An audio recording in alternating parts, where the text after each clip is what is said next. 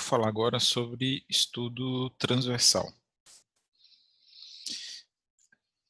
O foco da nossa discussão agora, além do estudo transversal, é basicamente a decisão. Como fazer decisão? A melhor decisão, a decisão mais correta, diante de um paciente que está na nossa frente, para a escolha do melhor teste diagnóstico, a melhor terapêutica, é a reunião de 3 fatores. A primeira é a evidência científica, as melhores evidências da pesquisa, a segunda é a habilidade clínica ou a experiência, e o terceiro é o contexto de vida do paciente, de trabalho e principalmente a preferência do paciente. Se nós usarmos esses 3 fatores, isso vai nos ajudar a tomar a melhor decisão. E esse foco, ele tem que ser usado não só para quem faz a pesquisa, mas também quem faz a leitura de uma pesquisa e vai utilizá-la na prática, o nosso paciente. É com esse foco que a gente vai fazer essa discussão. Lembrando também que usamos sempre os níveis de evidência, sempre o melhor nível de evidência possível, e considerando os estudos observacionais, aqueles que são utilizados quando nós temos uma dúvida sobre risco, etiologia ou prognóstico, o topo da pirâmide, o maior nível de evidência é a revisão sistemática de estudos observacionais, abaixo dela, estudos de coorte, em seguida, o caso controle, e logo a seguir nós vamos ter os estudos transversais, que é o tema do vídeo de hoje. E é importante considerar, quando a gente trabalha com estudo transversal, que o estudo transversal ele avalia simplesmente o momento, uma fotografia daquele momento.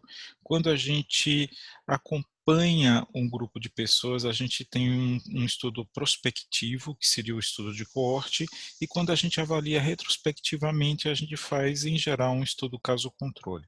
Eu geralmente utilizo uma analogia com um filme, para a gente entender a diferença entre estudo transversal e estudo de coorte. Imagina que eu estou entrando no filme e eu tenho uma mulher atirando num homem. Já que eu estou entrando no meio do filme, o filme já está começado, eu posso imaginar que eu tenho um bandido, que é a mulher, atirando no mocinho, que é o homem. Ao sentar na poltrona, eu posso perguntar a quem está do meu lado sobre o que está acontecendo, a pessoa que está desde o início do filme.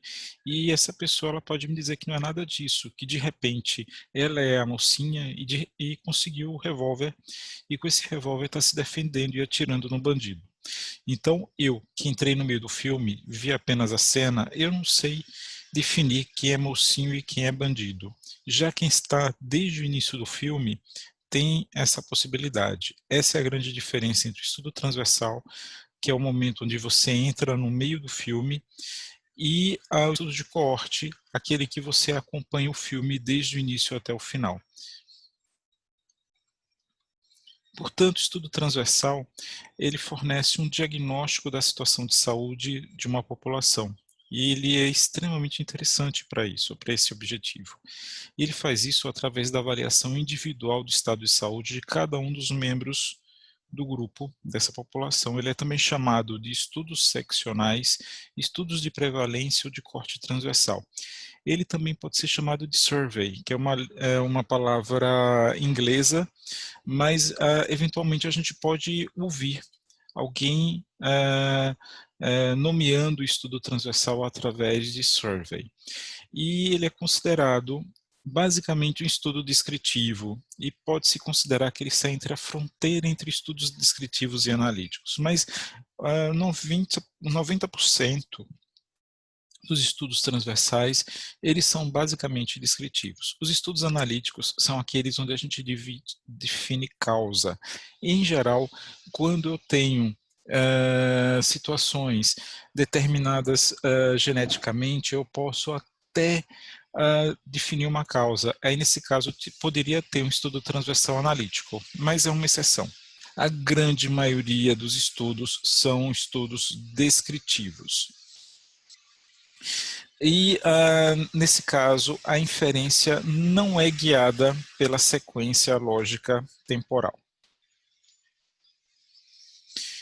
Esse delineamento é muito utilizado na prática e ele torna possível verificar a existência de associações, já que a gente vê uma fotografia do momento. Funcionam também como excelente gerador de hipóteses e permite o conhecimento da distribuição de eventos e situações em uma comunidade, permitindo aos planejadores, aos gestores públicos, o planejamento de políticas públicas. Então, ele é um grande auxiliar ao gestor público na definição de eventos e situações que possam ajudar no planejamento de políticas públicas. E, além disso, ele tem uma grande facilidade operacional, ele é rápido de fazer e ele tem um custo relativamente reduzido em relação aos outros delineamentos epidemiológicos. E eu vou falar um pouquinho agora sobre medidas de frequência e de associação. E a mais frequente é justamente a prevalência. O estudo transversal ele permite a determinação de uma estatística descritiva, que é a prevalência da doença de uma população estudada. A prevalência nada mais é do que a proporção da população que tem uma doença ou condição clínica em um determinado momento. No numerador, eu tenho um número de sujeitos que têm a doença em um determinado momento, e no denominador, um número de sujeitos em risco naquele momento. Essa é a equação da prevalência. E a prevalência é basicamente o número de pessoas doentes na minha comunidade, na minha população, na minha amostra. Do ponto de vista numérico, é sempre interessante imaginar uma tabela 2x2, onde eu tenho a doença, a presença ou ausência de doença nas colunas e os fatores de risco de exposição nas linhas. E o que seria a prevalência? A prevalência seria a presença de doença A mais C dividido por todos que estão em risco, A mais B mais C mais D, aqui representado por N. Então, essa é a fórmula de prevalência. E é interessante fazer uma analogia, uma comparação com a incidência, que é uma outra medida de frequência. Então, a prevalência seriam todos os casos de pessoas doentes e a incidência são apenas os casos novos. E existe uma relação temporal entre as duas frequências. A prevalência é aproximadamente a incidência vezes a duração da doença. Imagina uma gripe que tem uma duração curta, então a incidência se aproxima muito da prevalência, mas a hipertensão arterial, que pode durar 10, 20, 30 anos. Então a incidência da hipertensão arterial é muito menor que a prevalência diante da grande duração da doença.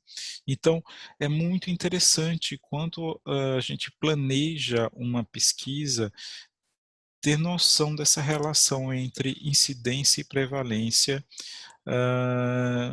sempre levando em consideração a duração da doença ou do fator que a gente está estudando. E, por fim, a gente precisa falar sobre razão de prevalência. A razão de prevalência, a análise dos resultados ela pode ser realizada pela comparação das prevalências de doenças nos grupos expostos e não expostos. É basicamente a relação entre a prevalência da doença nas pessoas que tiveram exposição a determinado fator, dividido pela prevalência da doença entre aqueles que não tiveram exposição a determinado fator.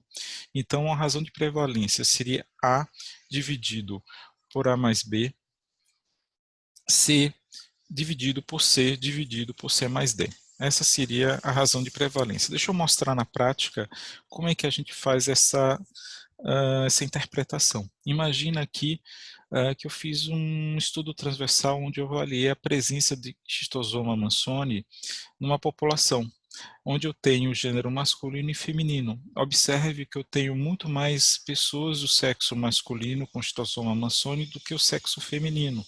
Tá?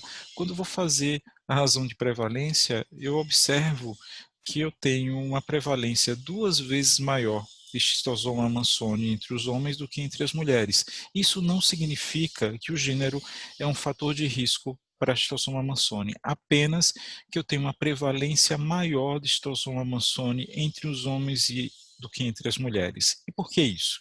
Então, isso pode gerar uma nova hipótese. Por que será que eu tenho nessa amostra que eu avaliei mais citossomomaçona entre homens que mulheres? Qual é a causa dessa diferença? Então, isso pode gerar uma outra pesquisa. Essa é uma potencialidade muito grande para o estudo transversal, além de ser uma informação interessante para o gestor público, para o planejamento de políticas públicas.